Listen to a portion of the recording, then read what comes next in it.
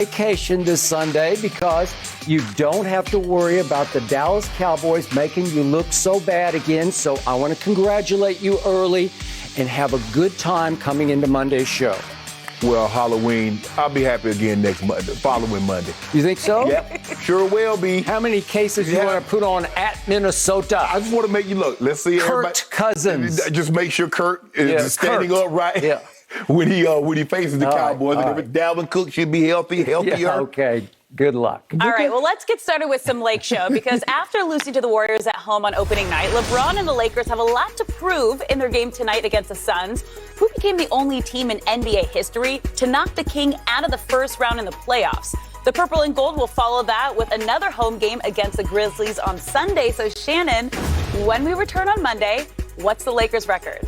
We're not going 0-3 at home. We're not going 1-2. We're going to be 2-1. 2-1 says Shannon Sharp. Yes.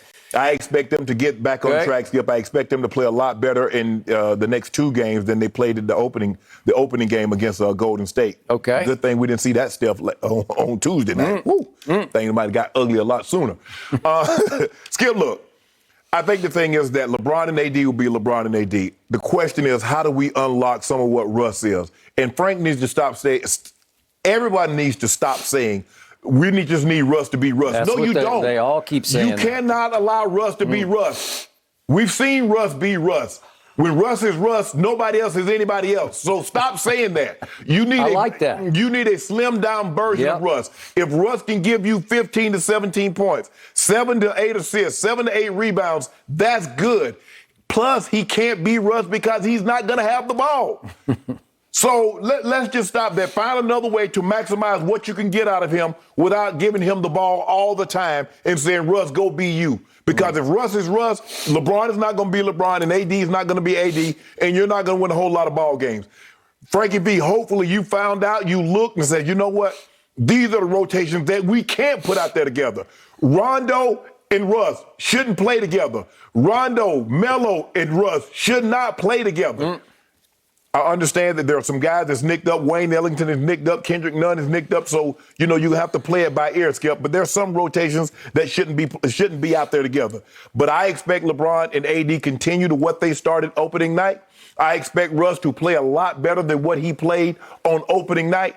And I think they get a close, hard-fought victory over Phoenix because Phoenix is upset because they lost opening night to the Denver Nuggets. That is a fact. So at home, they lost. They were embarrassed. They were humiliated. But all that being said, the number one thing they need to focus on is not Russ. They need to focus on defense and stop giving up 30 points in 3 of the 4 quarters in which they played. They gave up 38. In the fourth. In the fourth, the Steph did not play good the entirety of the ball game. He did not. So that's what they need to focus on. He said he was trash. Yeah, he was. Okay. He was 5 of 21. That's not the Steph Curry that we know and love. But they need to focus on defense. Focus on that end, and the offensive end will take care of itself. But you can't be giving up 30, 32, 38 points in a quarter and expect to win ball games in this league. Do you expect Russell Westbrook tonight to play at least 35 minutes, which is what he played on opening night? I do. 35 minutes. Yes. So I'm going to repeat your all-time great line. We don't need Russ to be Russ because when Russ is Russ, nobody else is anybody else. Am I right? Yes. That's what you said. I'm going to hold you to that because I've been trying to get that through your thick head for about however long it's been since Russ signed on, since they acquired him. Yeah. Because it's just a wrong-headed fit. It will not work. I feel sorry for everybody involved. We already ordered it, and there's no return. There's no return policy, so we stuck with it.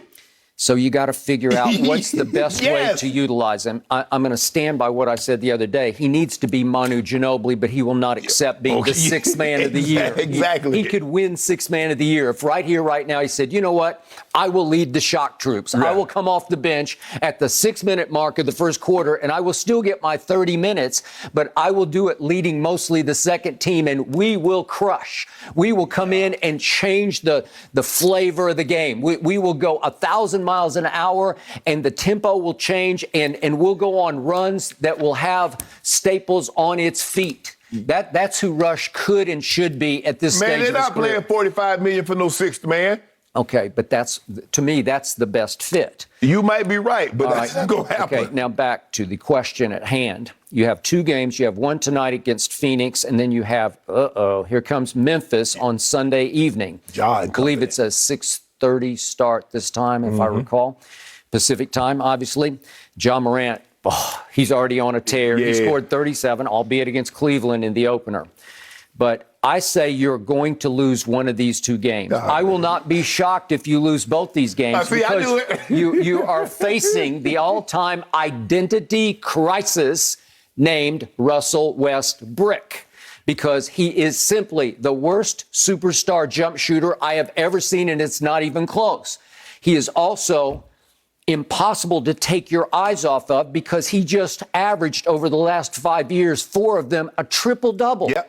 He's a no doubt slam dunk first ballot Hall of Famer that you can't find a place for in this starting lineup because I'm not sure you can get much better out of LeBron James and Anthony Davis than you got on opening night. I agree with that. I hold the box score still in my hand because I may frame this one. Because this is all time. Because you got 34 from your man LeBron, and for much of the game until the fourth quarter, he was as hot-handed as you will see him from distance, from 3 and from 2, shooting fadeaways that were spectacular Jordan-esque fadeaways. And he was on fire until he missed 4 threes in the fourth quarter that did hurt you. But still, AD chips in, and we talked about, is he going to show or not show? Is he going to be high energy or no energy? Because you just never know exactly what you're going to get from him. And he came out to play. Yeah. And it was 33 points from him along with 11 rebounds. Both of them had 11 rebounds. That will work. 34 and 11, 33 and 11. I don't know how you could ask for much more. They look like the best tandem the best duo. Well, Skip, you should have expected that from AD, considering that he was either going to have Kevon Looney or he's going to have Draymond. Both of which decided mismatches in his favor. Okay. So now we get back to the Phoenix Suns. Obviously, Phoenix eliminated you in 6 games last year. Revenge. Obviously, you want revenge, and they may have some confidence. And obviously, Anthony was hurt. I don't know what was. It was something, and LeBron is still. He hurt his groin. Remember, he hurt his groin. I know, I got it. But it was like one thing after another, and LeBron still, to this day, is planting excuses about, well, it took me 2 months of the offseason before I could even do any basketball activities because my ankle still wasn't right. So he's trying to replant the excuse last year against Phoenix. I was not right. He replanted the excuse, but somebody said, I had to have knee surgery in the offseason. That wasn't an excuse. Well, did he have it? Tom Brady had MCL surgery. It was ruptured. Whatever. Do you think he lied about that? I don't think anything. We talk about LeBron. Okay. What do you say about LeBron? Brought it up. I didn't, and I closed the case on Tom Brady because I don't think LeBron James had ankle surgery, to my knowledge, in the offseason because he didn't need it. Right? We keep everything hush over here. Throw away the key. Yeah, okay, I got it. So what happened to Phoenix at home on on opening night? Yeah. Devin Booker was horrendously bad. I'm not sure he's ever been much worse than this because he shot 3 of 15 and he shot 2 of 7 from 3 and he totaled 12 points and he was a minus 24 plus minus in this game, minus 24. Damn, he was worse than Russ. Yeah, that was worse than Russ. And his running mate and co-star, CP3, wasn't all that much better. He did have 15 points and 10 assists, but he was a minus 23. Okay, so we got a minus 24 and a minus 23 from the starting backcourt. That was at home against the Denver Nuggets. Yes. And they got embarrassed. And DeAndre Ayton wasn't all that much better. He had 15 points, but he had only 6 boards. That's beneath his dignity, literally beneath his 7-foot dignity. You can't have 6 rebounds and be that tall and that athletic. I'm sorry, your motor was running low. Yeah, Jokic got the best of him. Okay, he got the best of him, and he was a minus 15 in that game. So your best 3 players go minus 24, minus 23, minus 15, and they are at Staples tonight, and you don't think they're spoiling to just get back on track against a team that they feel very confident against? What do you think we're doing? You don't think we feel confident? You don't think we want to get back on track? Because we lost to a team in the Golden State and Steph didn't play well.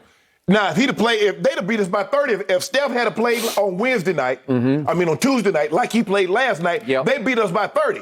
Yep. He was horrible. In the fourth quarter, all of your stars got outplayed by Bielitsa. Exactly. Bielitsa. And I don't even know if he barely touched the court last night. So with that being said, we itching to get on the right foot also, Skip, Okay, baby. all right. So then that brings us to Sunday night. Let's say you do get on the right foot. Which we will. Okay, Ja, he would love nothing better than to show up his idol LeBron, because he always talks about what would be my dream come true. He'd like to block a LeBron dunk. He'd like to dunk on LeBron, all of the above. And I think this is the year where he's going to make that superstar statement. He's off to the races. He was coming on at the end of the year, if you recall, last year. And in the playoffs. He dropped a 47-point game against Utah? He did. And yet, he dropped a 37, 6-6 the other night, albeit on Cleveland, but 17 of 29 shots that he made, and here he comes. And I think that team is loaded because 3 of their 5 starters against Cleveland scored 20-plus points. That team is on the verge of being a problem for everybody. Well, they're not a contender for the championship, I don't think, but they're a contender to upset everybody. To make it hard on everybody they deal with. Well, remember, Skip, they were in the play-in tournament, and they ended up winning, and they beat Golden State in order to face Utah in the first round. And they had had Utah a little scary. They had them a little scary because they went to Utah and won a game. And Ja, dare I say, he outplayed Steph in that game because I thought he